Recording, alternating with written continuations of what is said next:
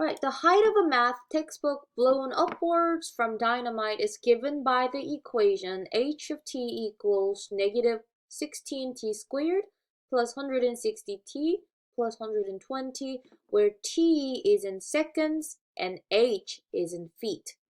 A is asking us to find the velocity. So I'm going to highlight this word velocity of the book after 7 seconds. It's asking, is the book rising or falling at this point? How do you know? Now, remember, velocity is the first derivative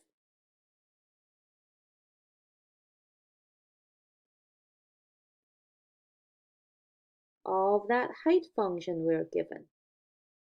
So, velocity equals h prime of t. So what we're going to do is we're going to take the derivative of this function and call that the velocity function. So negative 16t squared, the derivative of that is negative 32t plus 160t will give us plus 160, and derivative of a constant is just 0. So that's it. We found the derivative function. So last thing we need to do is plug in t equals 7 for the velocity at 7 seconds. So v of 7 is negative 32 times 7 plus 160. Alright, I'm going to open up a calculator. Scientific. You know what? I think I'm going to go ahead and graph this too to check my answer. But I'm going to do negative 32 times 7 plus 160. The velocity came out to be negative. This book is falling down because this number is negative. How fast is this going down? Make sure to put the correct unit, okay? The unit is negative 64 feet per seconds. Okay? This book is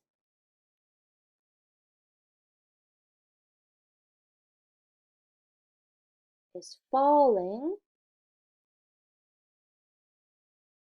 at this point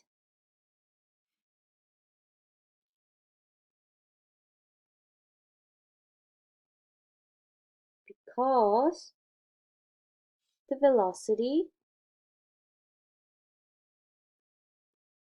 is negative. We completely answer this question, but I do want to show you. Let me go ahead and graph this original function to look at how our book is traveling, okay? So I'm going to graphing calculator. And I'm graphing negative 16x squared plus 160x plus 120. It's a dynamite, so like this book's going up pretty fast. So let me try to change the y-axis scale a little bit, make it go up to like 500 maybe, or maybe like 400. And then I just want to look at some numbers. Give me 1 second, okay?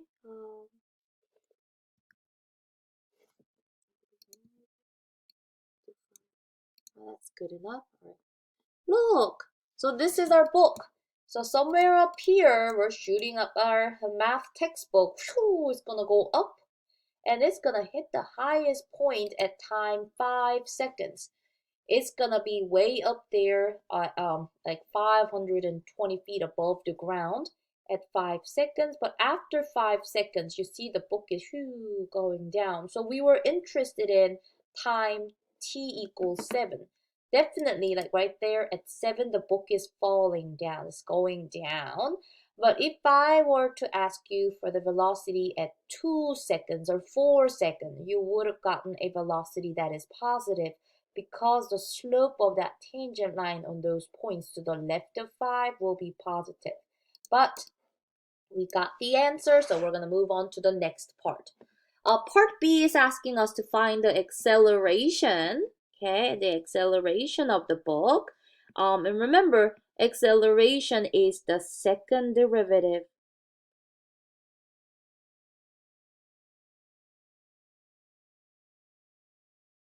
of that height function.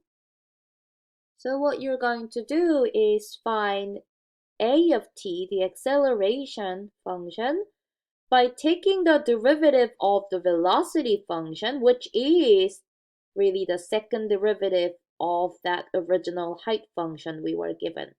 So you ready? I'm going to look at that orange line, okay? Because that's the velocity function. I'm taking the derivative of negative 32t plus 160. And that's simply negative 32, isn't it? So what is the acceleration of the book at any time t?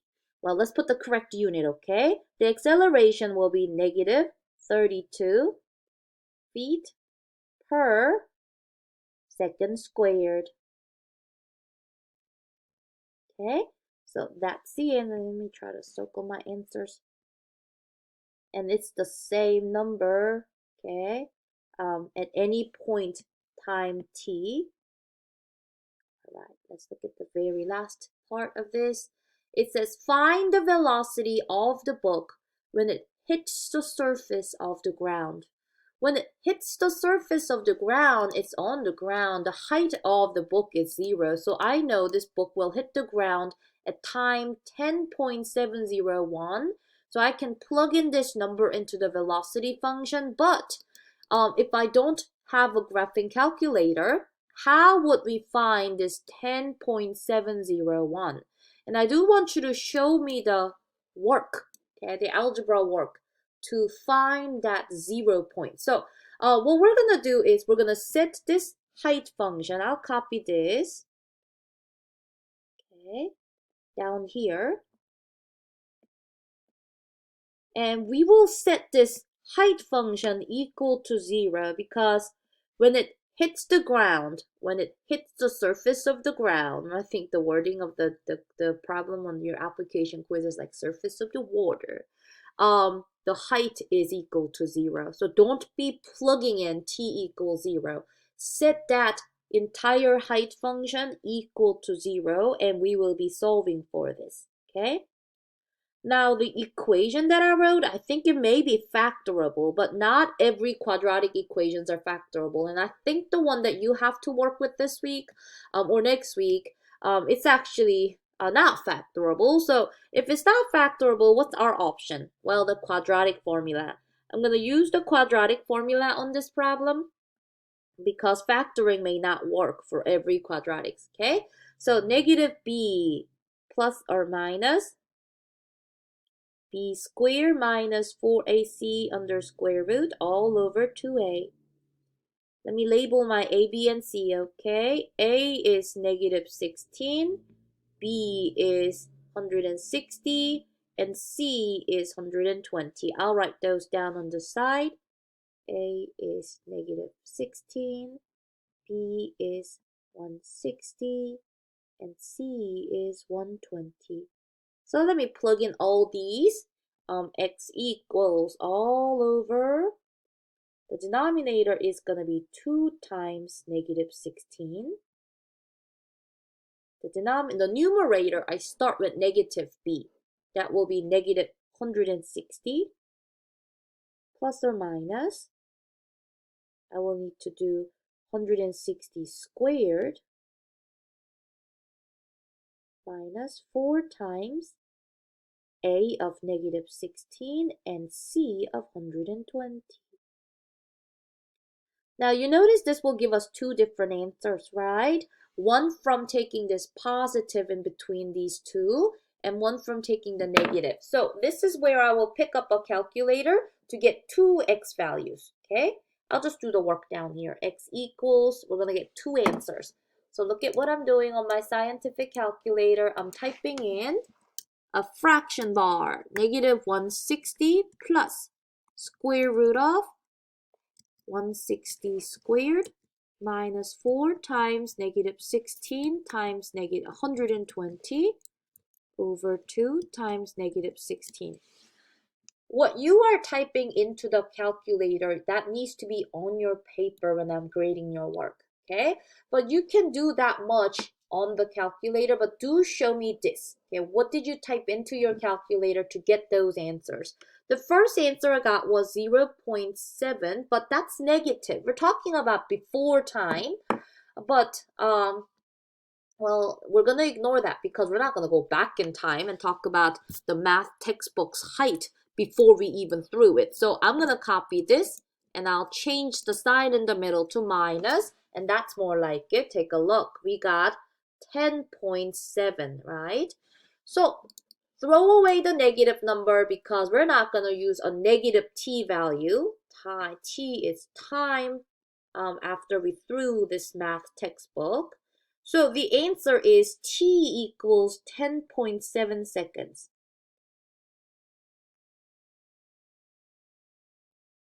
Now watch.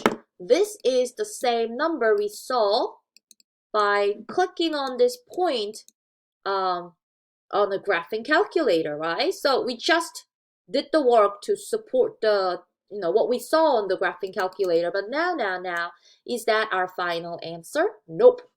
We found the time the book hit the surface of the ground, but they want us to find the velocity of the book at this moment. So what you now have to do is go back and copy that velocity function. This was the velocity function, right? Let me copy this down.